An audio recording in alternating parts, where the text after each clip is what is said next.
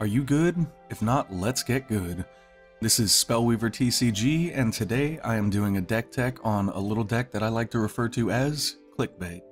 Now the reason I call this deck Clickbait is because it's a deck that masquerades as mono blue, but in reality all it really does is place down value targets that the enemy is going to want to destroy until they run out of ways to destroy stuff, and then we play the actual stuff that wins us the game, and that is Chalice of Yunx and Cataclysm.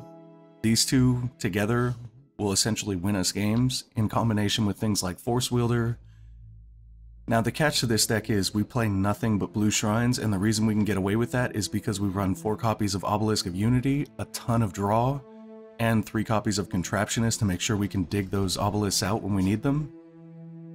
So now I'm going to go ahead and jump into a game so I can show the deck off a little bit. So I am going to look for a friendly game against a real person, but I'm also going to tick this so that if we end up not finding a real person, we can play against the AI and I can show the deck off. Oh hey, we got a person. Ooh, that is an interesting hand. Interesting enough that I think I'll keep it. Yeah, we're going to have tons of color fixing in this hand. And that's okay, because we're also going to have tons of artifacts that they may want to blow up, which will leave us clear and open for when we do play the Chalice. I'm going to start by charging a wisdom level like you have to on turn 1.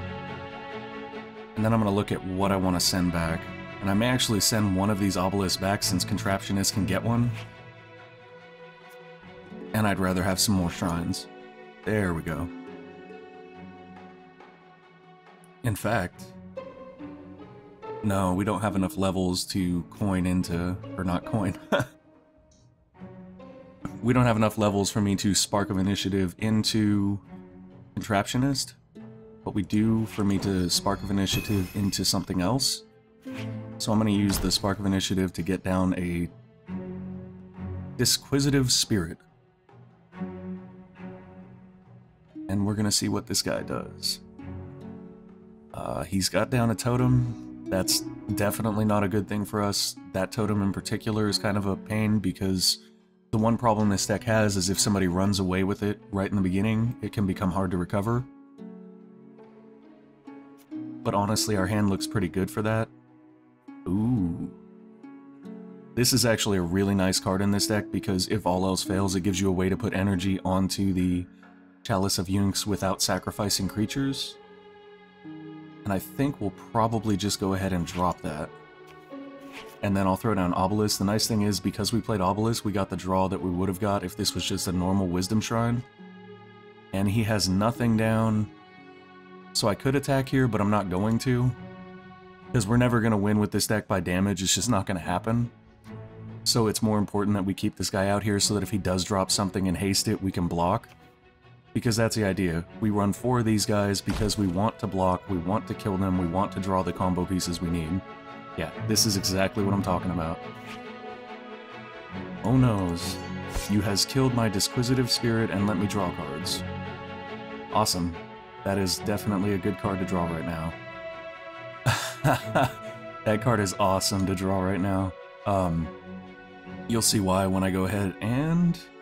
let's charge another Wisdom level. It's going to take a turn before I can get real use out of it, but that's okay. So what I'm going to do is put down Contraptionist, grab another Obelisk to draw cards, and move the Contraptionist into the back. I don't really care if he dings me for 2 to 4 this turn, that's pretty standard. And when he does that, what I'll end up doing is next turn I'll just crack one of these Obelisks, and we'll Devious Plot and sacrifice the Contraptionist to kill his biggest guy. Ooh, he's putting down multiples now. That's okay though, because those guys do not get hasted because they're not Shaman. Is he playing? I wonder if he's just playing like the starter deck. I don't know, maybe he's playing Value Red. But it feels a little bit more like the starter deck when he's got a combination of Goblin Warriors and Shamans. I find that when I play Mono Red, I tend to stick mainly to Shamans just because of how good they are. Yes, we got a Chalice. Okay. We are in a really amazing position right now. Because with that Chalice, we can just start rolling. He's in red though, he's got to have some artifact destruction. I think I want to wait on it a little bit. So what I'll do instead is... Actually, you know what? Let's see what we can do with this. If we put this down, we pretty much lock his board. I think I kind of like that. We'll do that. We'll throw down the library guards because that'll let us start picking off one creature a turn if he keeps swinging. And once we have a little bit more mana, it'll make more sense to play the Chalice. Honestly, the best play scenario for us on the Chalice is when we have 5 mana and a Force Wielder in hand. Because we can drop the Force Wielder for 2. Oh, that was not fun. Okay. Sure. We can just bounce off each other if that's what you want to do. Also, Merlin, if you end up watching this, don't take anything I say to be condescending. I put myself in this mind state because it helps me when I play against somebody. It's not that I have anything against the person personally, it's just that it helps to think of always being ahead. Even if you're not. It's sort of like the mental game. So we've got 4 mana now, and we have a lot of options. But I think one of our best options... Honestly, his board's not very threatening at all. I think one of our best options is just to lay down another library guard. Yeah, that's what I'm going to do. I'm just going to put another library guard down. That does leave us enough to devious plot if we need to. But we don't really need to right here, so I'm not going to bother with it. Right now the impetus is on him. He's got a bunch of little guys. He could plink us for 1 a turn, that's great. He could also attack with this. I block, he kills one of my creatures, that's fine. Oh, now that is a problem. That is distinctly a problem. So I'm going to go ahead and... Actually, you know what? It's not that big of a problem. I'm just going to take some damage and kill it. Why not? Except it would have died at the end of the turn. Okay, that was a misplay. That was specifically a misplay, but that's okay. Because, oh, yes, this game is officially over. It is over before it has begun. And here's why. Because it's combo time. We'll put down Force Wielder. Actually, you know what? I'm going to let Force Wielder sit there for a turn because I basically want to put down Chalice and then pump the crap out of it before they can kill off the Force Wielder. So next turn he'll get a chance to kill it. That's completely fine. This turn, what we're going to do is trigger a Dominion Shrine and get our Chalice out there. He definitely has the chance to push in enough damage that I have trouble recovering here, but I don't think that's going to happen. I think we've got a pretty good handle on the game right now. We're essentially 1 turn out from Cataclysming, which is never a bad thing. But I'm also not just going to Cataclysm because... I mean, the real beauty of this deck... Oh, there we go. That's what I was expecting. Okay. Oh noes, I can't block. Yeah, this is going to be fun. I'm taking 7.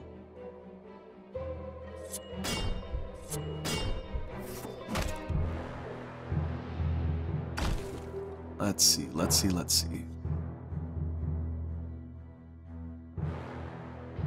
Okay, my turn, thank you. I have a couple of options here. I'm not sure which of those options is actually the best. Actually, yeah, I am. Okay, let's, do we sleep this guy or do we sleep this guy? I think we sleep this guy. We're going to sleep his sort of biggest guy just to keep him out of the equation. And then I'm going to put down Force Wielder. I'm going to activate the Obelisk. Give us a Dominion level. Use that to pump all of our mana back in. And then I'm going to go ahead and put 6 counters right directly onto this. And I think that's it for us this turn. Yeah, that's definitely it. If he kills us this next turn, we will lose the game. If he doesn't, there's a really good chance we've got this. Come on, Merlin. It's all on you, man.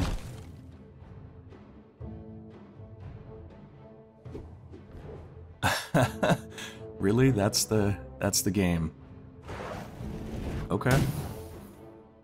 I think that was a huge misplay because I'm just gonna end up sacking that guy to the Chalice. But that's okay. Thanks a lot, bud. Not super worried.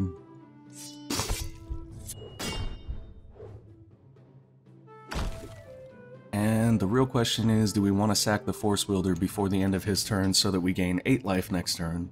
Or do we want to save it, pump some mana into this, and then Cataclysm? I think we'll save it. It makes more sense to save it. Especially with as much mana as we have. I'm going to go ahead and pump 3 into the Chalice right now. Oh, I guess it doesn't matter because we can just sack it now. I'm going to sack the Force Wielder into the Chalice, and then we're going to essentially board wipe. And the beautiful thing about Cataclysm in this deck is it doesn't hurt us at all because we're just sacking all of our guys into the Chalice and then destroying all creatures. That right there is basically where the game turns around. He has this turn to kill me before he has to do 11 damage. Oh, you son of a... Okay, so he was prepared. He was prepared. He had a Goblin Firewalker. Or Fireworker? Fireworker, I think. Yeah, Fireworker. That's okay. That is a setback for us, but it's not an endless setback. I mean, we still have the ability to be in this game. I'm not gonna lie, though. That was not something I was expecting. I figured he would probably burn out Artifact Destruction earlier on these. But that did not end up happening. That's perfectly okay, though. We have plenty of other ways to control the game, such as Library Guards and Disquisitive Spirits. In fact, I may just kill that. But honestly, it's not that big of a threat. I think we get more mileage out of... Oh, we do have a Force Wielder. Combos nicely with Sleep. It also combos nicely with that.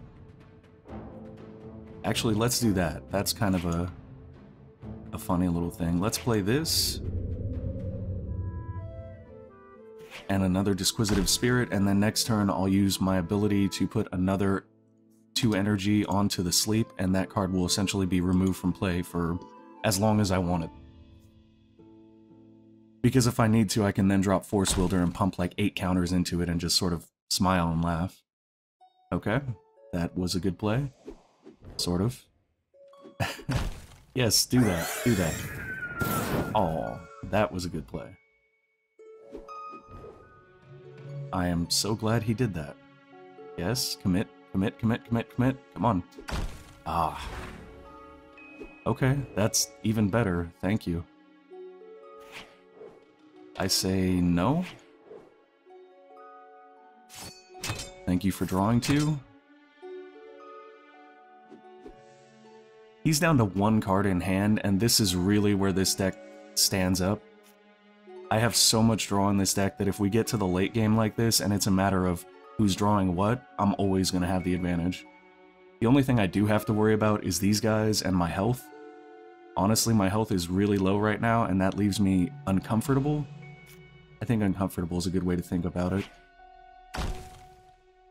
Fortunately, we have some little tricks we can do to draw cards.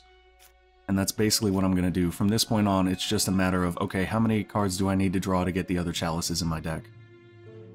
I am, however, going to use that to increase his sleep. He's now locked down for another 2 turns. And I'm going to save Flash Freeze so that if he attacks with something crazy, we can chump block it and kill it. And I'm not going to Cataclysm yet. He's got 2 cards in hand. I really want to see him burn his entire hand out on the board and then Cataclysm, so it's a complete setback. That's sort of the best case for us.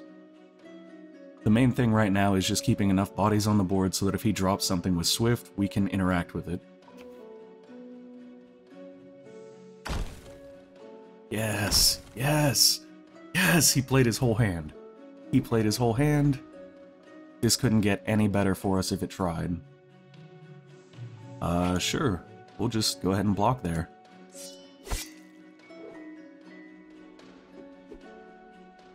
Alright, we didn't get much off of that draw. That's completely fine.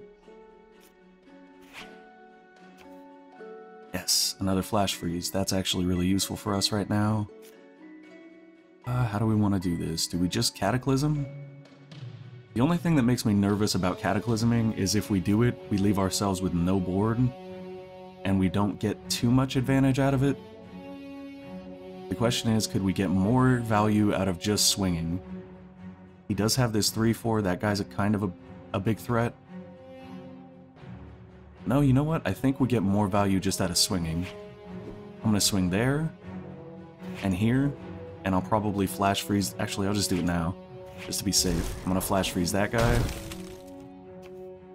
And then we'll let the combat resolve, and once the combat is resolved, we'll use Devious Plot to sack one of these guys and kill that. Because this thing is useless, and he has no cards in hand. So we essentially put the game in a position where we are playing off of a full hand, and he is playing off of nothing. Excellent, that's exactly what we wanted.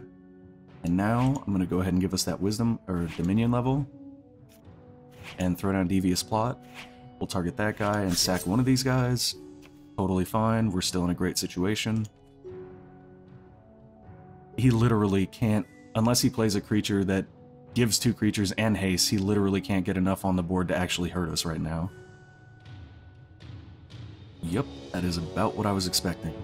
Awesome. Oh, I just charged a... Okay, I thought I charged a Wisdom level. I was going to be really sad there for a second. We've got an Airship Explorer now, which is great. That's down to 0. Time to re-up it. Sorry, dude, you don't get to swing for 2 more turns. Nothing else for us to really play. Yeah, I'm going to end right there.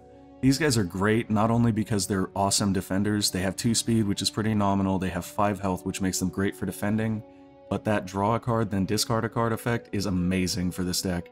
It's just cycle, cycle, cycle, cycle. Okay.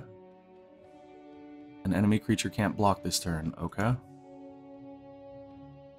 That was pointless, I guess. Yeah, I'll just pitch a land, because we don't really need shrine.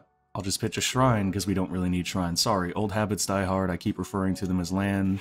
I feel bad about that. This game is so much better. Let's put another airship down. Probably pretty good for now. We don't really need to play any of this stuff. I'm not going to swing. It's more about staying alive right now.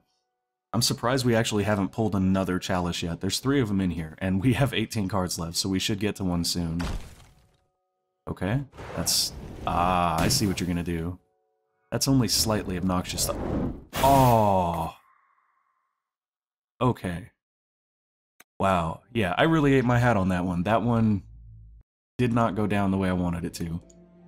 It wasn't terrible, though. I mean, you can see the deck does get hurt if they automatically kill the Chalice, but we were still able to take control in the endgame. It was just a matter of being a little bit too low on life. That's it for this episode. Thank you for watching.